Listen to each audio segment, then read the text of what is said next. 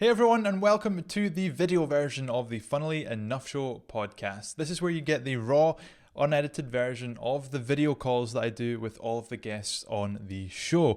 If you're more of an audio person, then be sure to head over to Apple Podcasts or Spotify or your favorite podcasting platform where you can listen to it in your ear. But if you're more of a video person, you want to watch the live call, then it's coming right up now.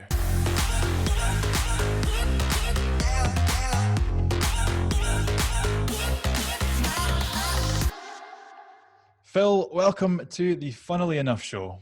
How are you? I'm doing great. It's good to be with you, Gavin. It's great to be you. I feel like we were just chatting off there. Your face is one of those where I feel like I know you, but we've never actually spoken before. So it's great to finally put a voice and a video and a voice to a name, if that makes sense. Yeah, otherwise people think I'm Kojak or one of these other bald guys, but it's good to actually get to know you a little bit. Absolutely. Well, Phil, let's get straight in. We've only got 25 minutes. Let's get straight to the serious questions.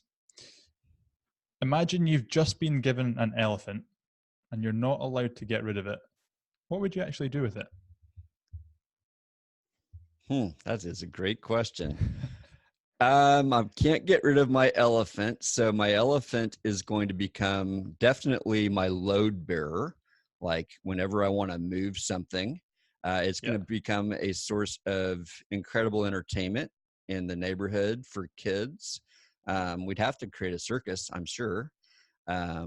Let's see. I think it would become the talk of town. Like Phil's got an elephant at his house, so it'd become a destination. It'd become a conversation point. Oh, he's the elephant man. So guy. I would like totally play into it and make it something that people know me for. Maybe I could teach the elephant to play jazz with me.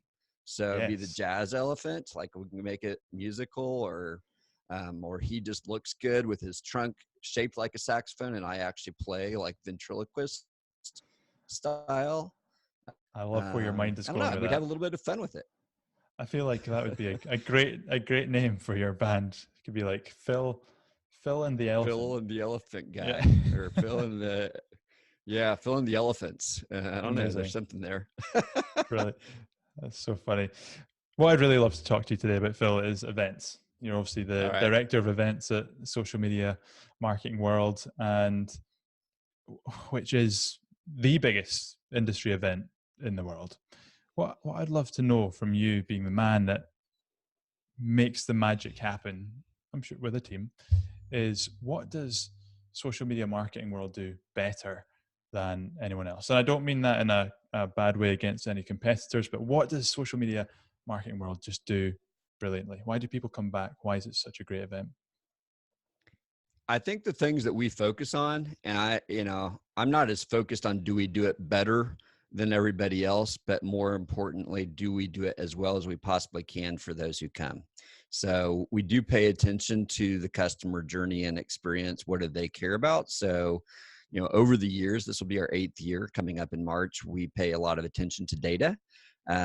We study, what do people say they want to learn? What didn't they like about the previous event? How can we improve that? But what are they telling us that they really care about? So when 87% of your audience says the number one reason that they're coming is because of the content, then we try to get better and better every year at getting the right people talking about the right topics at the right level.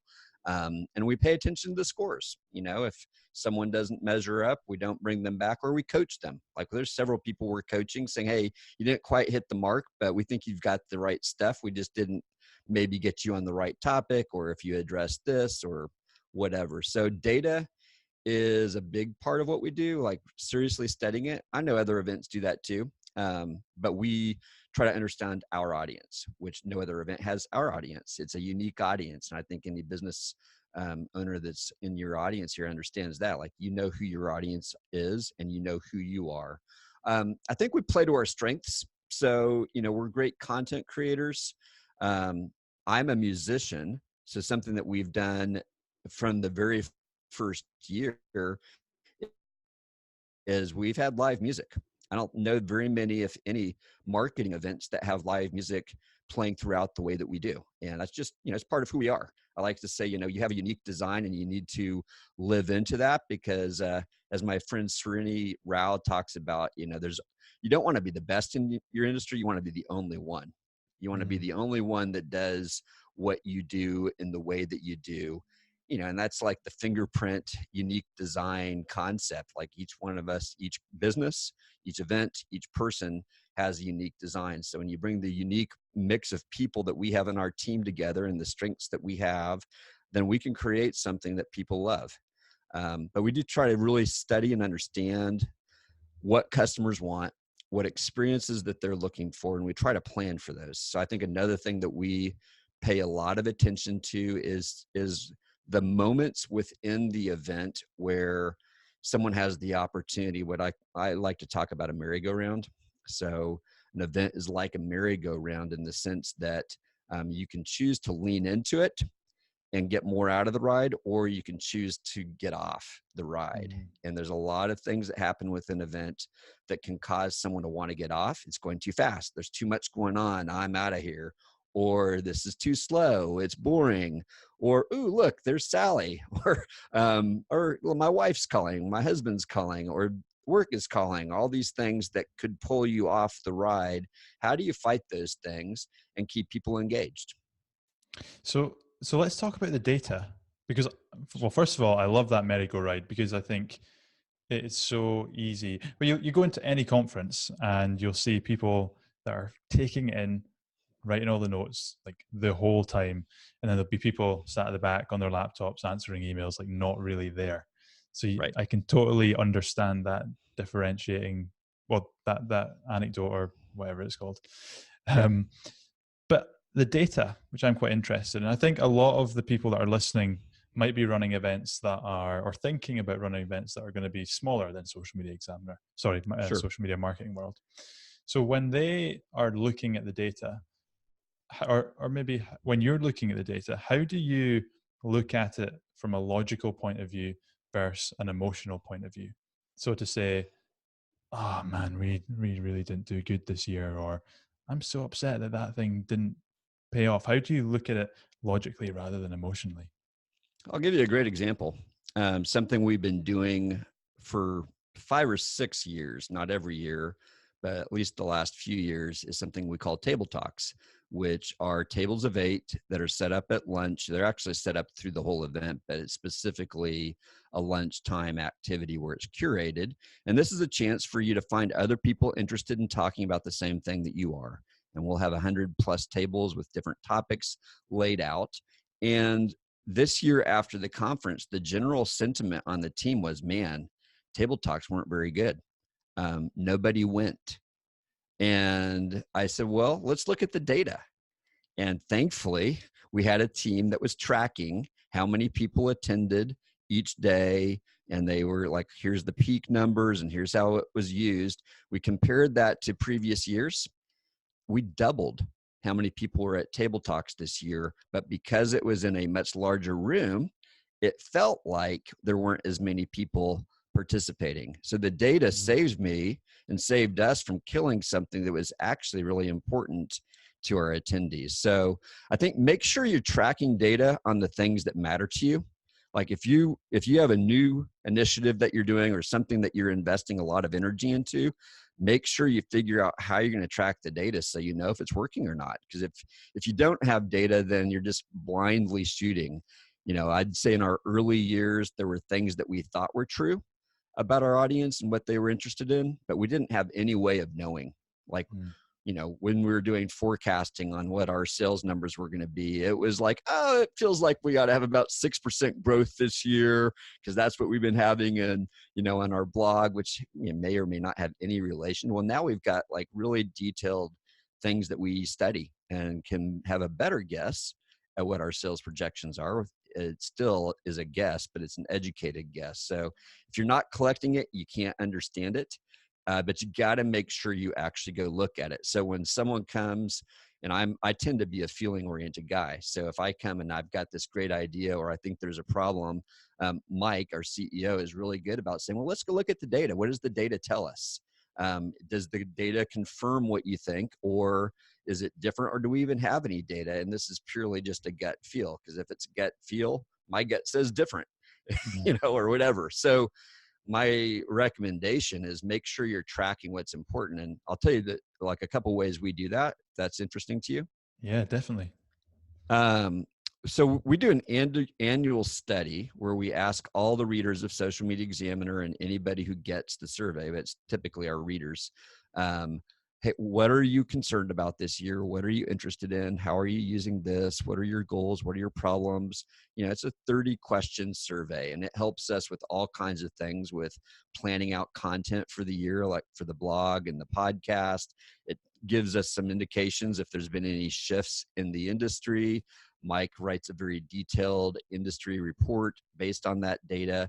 And we're studying that as well as how our content is performing all year long to know what people really want to learn about when it comes to planning for the conference. So you need some kind of objective source of information of what your audience cares about.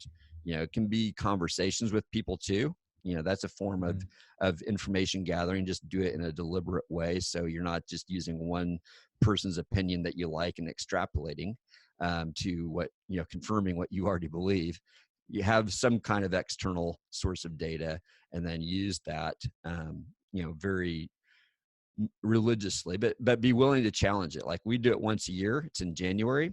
We're making decisions in August about the event. Some things have changed since January, so we've got to have other sources that are challenging it. And the other thing we do is, at the event itself, we are doing exit surveys. So we have all kinds of different ways people can give us feedback that we can use objectively to say what worked, what didn't work, what do we need to improve. We're asking our attendees, we're asking our speakers, we're asking our sponsors, we're asking our staff. We have those 4 different viewpoints on how it went, and some of those are more subjective, conversational, where we're just, getting down some anecdotes and stories and observations, and then others are like, how did you feel? And get 300 people answering a survey, you've got some data points that you can use. Absolutely. Yeah. So, the lesson there, data over assumptions, is something that actually resonates across any industry and anything in marketing. Like, the number one thing that I try and teach in the Funnel Academy is make one assumption when your campaign goes live, but everything after that is data led. And I guess it's similar when it comes to events, is you're maybe making a slight assumption when you run your first event, but after that, everything can be done based on data. Now, one of the this is a question actually that my girlfriend wanted me to ask you, which was, has there been any moments, and it leads quite nicely on from that, that you have maybe had an idea for the event, tried something at the event, and it's maybe not worked, and you felt like, like a little bit almost let down? Or, and this can, I guess, expand to, has there been times where you've maybe tried to sell a specific event and it's not sold very well, and you felt like, ugh? And if that's the case, how have you gotten over that? Hmm. Um, hmm. Well, I'll tell you a story from this past year that I can tell you in depth about. We, for a variety of reasons, we chose to move our opening night party from a large aircraft carrier into the convention center. And it was an experience that we knew we needed to create. We didn't give ourselves enough time to create it, but the bigger problem that we had is we didn't anticipate how large of a space it was and what people's experience was going to be like within this space. And the way people experienced the party was quite different from what we planned. Like, we thought it was going to be A, and it was not just B, it was X. It was like very, very different from what we thought. And so, I think, how do we recover from that is we are putting a lot more effort into it this year to say, we need the wow. The aircraft carrier had its own inherent wow, but at the end of the day, what people want is to experience something together, and they're coming to meet each other more than they're coming to see an aircraft carrier. That's a nice diversion, and it's kind of a conversation point. It's your elephant in the room, if you want. Yeah. Back to your opening question. But it's not why they came. People didn't fly halfway around the world to see an aircraft carrier. They came to see the experts in the industry, to meet with their peers, to learn, to solve real problems that they're having in their business or in their career or in their life that they think the people at this event can help them with. An aircraft carrier is not going to solve that. It might inspire an idea, like I could take flight or I could go to sea or whatever, but that's a metaphor. I think the real challenge and where I feel like we failed is like we didn't keep them together long enough for some of those conversations and relationships to be formed because we didn't plan the party well. That's the fail. So now it's like, okay, we've got to solve that, because I know that people's first impression of the event is being shaped by what happens on the first day, and that party plays a big role in that. It may not be the first thing people experience, but it's a first networking experience that many of them are having. They've had content if they've come on our all access pass during the afternoon on that day, but they're coming to this party expecting that they can connect with their peers, with speakers, with sponsors, and begin forming relationships that can begin answering some of those questions. And for some of them, it could be like that happened to me 2 years ago. I came in with 2 goals for the event, and they both happened at that first day event. I was like, oh, I could go home. Not really, because I'm the director. But in terms of my personal goals, they had been accomplished literally before the event had really kicked off. So I think our recovery is all about, okay, the customer's journey is dependent on this experience being great. And I think, as a business owner, if you have a bad first encounter with a customer, it takes a lot more work to overcome a bad first experience than it does to set a great first experience. And then if you fail later, they're going to be more forgiving. But if you failed right up front, that's a lot more work to turn that around into a positive, which, we do a lot of things to make sure we can, but I would way better appreciate something where the people walk in and say, this is even better than I thought it was going to be. And wow, I already met so-and-so, and I had these questions and I've already got answers, and I can't wait to go deeper. And I've got all these ideas forming. If that's happened on the first day, how much better will day 2 and day 3 be? Yeah, and I can imagine that the stakes are only higher for that when people are flying in from all over the world. Now, that's actually led me on to two questions. But first, it's time for a game. So, all right. Phil, have you ever played the 5-second rule before? I have not. Nope. The rules are simple. I've got 10 cards here with 10 different statements on them. And simply, you've got to give me an answer to the statement within 5 seconds of me reading it to you. So I don't know what's on the cards. It's going to be things like name 3 types of ice cream, and then you have 5 seconds to go vanilla, chocolate, strawberry. That's the aim of the game. Okay. We've had a variety of different people play this and a variety of different results. So I'm excited to see what you get. First question, which isn't actually on the cards, is do you want to go red or do you want to go yellow? Yellow's slightly harder. Well, I was going to go red just because I like red better, not because it's harder or easier. Let's go red. I'm a red man as well. So let's do it. Are you ready, Phil? I'm ready. Let's do it. Name 3 places to sunbathe. Florida beach, California beach, and Hawaii. You're just out of time. That was 6 seconds. So you got to just. I got a flash. Okay. All right. Yeah. Name 3 seaside resorts. Holy cow. Dana Point, Mission Bay. That is 5 seconds. I'm out of time. Yeah. This is not easy. It's tough. It's very tough. Name 3 types of tree. Elm, oak, maple. Nice. That's us. We're off to the races now.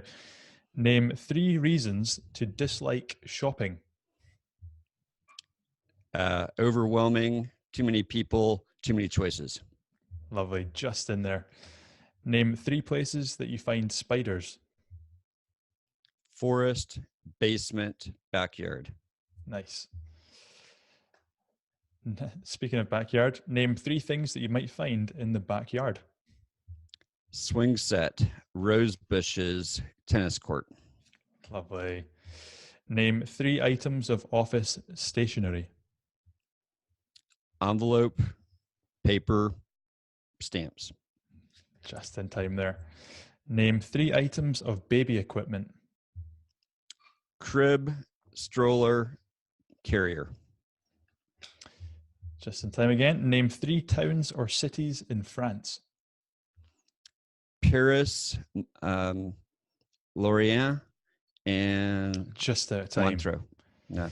Just out of time. I don't think I would have got that one. I don't think I got it. Name 3 words that rhyme with two. T-double-O. Shoe, do, loo. Yes. Just in time. Phil, you scored 7 out of 10, which is a very respectable answer, I must say. That's a C. That's not very good. Come on, man. I said I'm an A student. respectable. I didn't fail, is what you're really saying. All right. I think you're in the upper tier of results, I would say, on all the guests that we've had. I'm on the bell curve. Amazing. So let's get back into it, because I'm finding this conversation fascinating. And one of the story there about the opening party is really interesting, and it's led me on nicely to a question that I wanted to ask you before, which was, what are some of the small things that go into an event or creating an event and experience that maybe the customer doesn't really think about, but has a big impact on their experience at the event? Now, I'm thinking of things like, for example, having good coffee is a small thing, but if people have good coffee, they're then caffeinated, they're happy. So, like, is there anything that comes to mind? Well, I'm going to tell you a story that is emblematic of the kinds of things that we have to think about, because I've been telling this story recently. Toothbrushes. So this is like an unexpected small thing that we thought about 4 years ago when we moved from being a single hotel event to being a citywide, which means that there's multiple hotels that people are staying in, and then everyone's coming to a central location, in this case, a convention center. And we started thinking, well, we don't want people to feel like they have to leave the convention center during the day to go back to their hotel to freshen up, to get makeup, to brush their teeth, to do whatever. It's one thing if they're tired and they need to, or they need to go do work. But if the only reason they're going back is they want to brush their teeth, let's make that easy. And so we started putting toothbrushes, toothpaste, mouthwash, and suntan lotion even in the bathrooms. And so this year, one of our customers from Denmark told me that was one of the biggest reasons why she decided to come back, because we had thought of it, because she was feeling like she needed to leave in the middle of the day. She asked, hey, where can I go buy it? And someone told her, you don't have to buy it. We've got it for you right here in the bathroom. Just head on in there and it's going to be waiting for you. So it's thinking through the customer's journey at a really detailed level and trying to anticipate what the problems are and have solutions in place for that, and then have staff that are prepared and able to solve problems that we haven't thought about. So we really try to have a can-do mentality of, you bring me a problem, we're going to help you solve it. We may not be able to solve it for you, but we can at least take you to a place where you can solve it. It just really depends what it is. But most problems we've already encountered in 7 years. Yeah. Checklists are our biggest friend. Like, we have checklists of checklists that you would never see. But if things were not being done behind the scenes, the experience at the event would be very different. That'll make our mutual friend Dennis Yu very happy. He loves a does.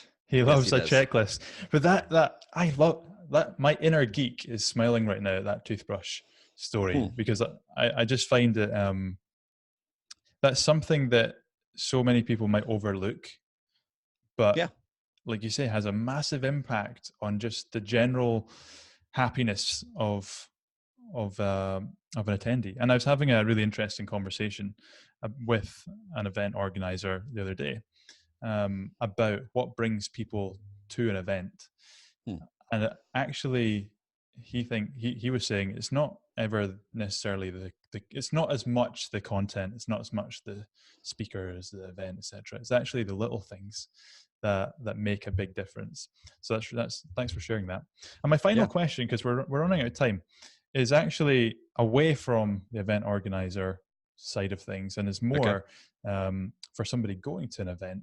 Because one of the things that I picked up on there when you were telling about the opening event and 2 years ago when you achieved your goals, I was like, that's interesting. So do you go to an event with goals?